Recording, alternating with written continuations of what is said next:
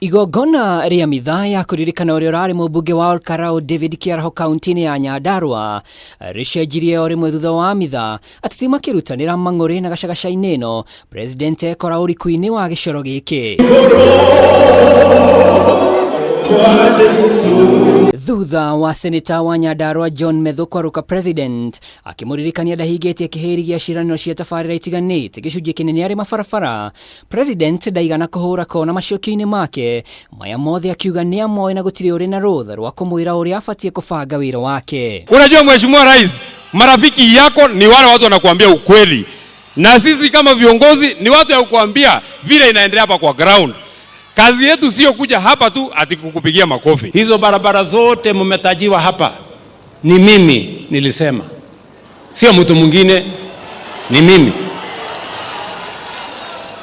Na mimi niko na akili ya kujua vile nitafanya hiyo barabara mpaka ikifika mwaka ujao. Mimi nitakuja kufanya mtihani na hiyo mtihani mimi nitapita. Mimi ninajua vile nitatimiza yangu. Wewe pambana na yako. Gachagua huria ni ria keri gucemania na President king'ang'a-ini akiona mweke wa kwaria umuthi erite President gicigo gia gatagati ka bururi kiri na mathuguta mawe kuhagurwo na uguo kuya ikereka ria keri agietha utongoria rigie na nditi no President arauga ndugu yake na kirima no tagikwa na mukungugu amwagoka na fairo ya wira uria higetie. Ni kweli ulinitoa kwa ofisi, lakini kunitoa kwa roho za hii watu ni kibarua. Kunitoa kwa roho ya hii watu ya mlima ni kama kukata miti ya mugumo na wembe. Musitishwe na mtu yeyote ati atawafanya. Hakuna mtu anaamua hatma ya mtu mwingine, ni Mungu Mwenyezi aliye juu, na wapigaji kura hawa ndio wataamua hatma ya kiongozi yeyote.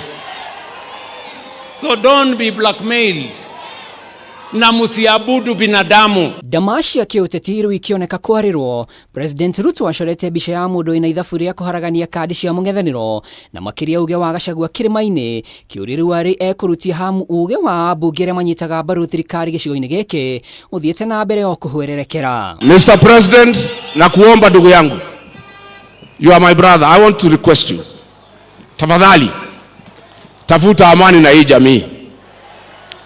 Create peace with this community. Tafuta urafiki na hii jamii. Usisikize hii watoto wanakuweka kwa shimo. Mtu asiniletee vita yake alete kati yangu na watu wa Mlima. Mimi I know how to work with the people of Mlima. Mimi siombewi ruhusa mahali popote Kenya. Mimi ni rais wa Jamhuri ya Kenya. And I will go any place and I will do everything as the President of the Republic of Kenya. And I am not going to ask for permission from anybody, whoever you are. Siwezi.